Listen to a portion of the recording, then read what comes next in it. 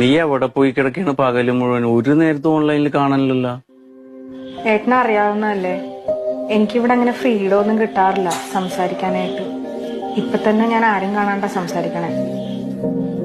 എനിക്ക് ഫ്രീഡം ഉണ്ടായിട്ടാണ്. ഇപ്പൊ വൈഫ് കുളിക്കാൻ പോയ നേരത്താണ് നിന്നെ ഞാൻ വിളിച്ചോണ്ടിരിക്കണ.